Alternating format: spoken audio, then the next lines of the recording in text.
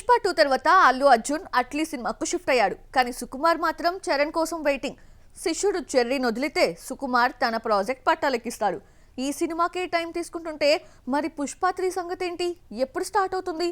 Next year కూడా బన్నీ పలకరించడం కష్టమేనా? పుష్ప 2తో Tollywood Bollywood box office Sheikh చేసిన బన్నీ నెక్స్ట్ సినిమాకు షిఫ్ట్ అయ్యాడు. త్రివిక్రమ్ ను కాదని తమిళ దర్శకుడు అట్లీకి ఛాన్స్ ఇచ్చాడు బన్నీ.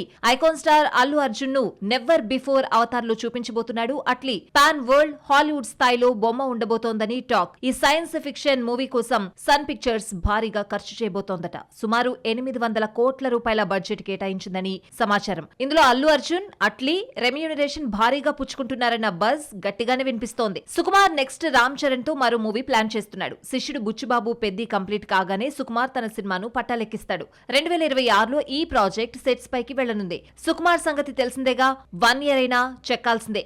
మరి పుష్ప 3 సంగతేంటి? ఉందా లేదా? ఉంటే ఎప్పుడు మొదలవుతుంది అన్న డౌట్స్ కు క్లారిటీ ఇచ్చేశారు నిర్మాత రవి. రీసెంట్ గా సినీ ఈవెంట్ లో పాల్గొన్న ఆయన పుష్ప 3 2027 ఎండింగ్ లో ఉంటుందంటూ చెప్పుకొచ్చారు. స్టోరీతో సుకుమార్ రెడీగా ఉన్నారని, ఇదొక బిగ్గెస్ట్ సినిమా కాబోతోందని క్లారిటీ ఇచ్చారు. అంతకన్నా ముందు సుకుమార్ చరణ్ ప్రాజెక్ట్ ఉంటుందని చెప్పారు. ఈ సినిమా వేరే లెవెల్లో ఉంటుందని కూడా హింట్ ఇచ్చారు రవి. పుష్ప 2 తర్వాత అట్లీ ప్రాజెక్ట్ లో బిజీగా ఉన్న బన్నీ త్వరలో సినిమా టైటిల్ అనౌన్స్ చేయనున్నట్లు తెలుస్తోంది. ఇక ఈ ఏడాది బాక్స్ ఆఫీస్ దగ్గర సందడి చేయని ఐకాన్ స్టార్ నెక్స్ట్ ఇయర్ కూడా వచ్చే ఛాన్స్ లేదన్నది లేటెస్ట్ బజ్.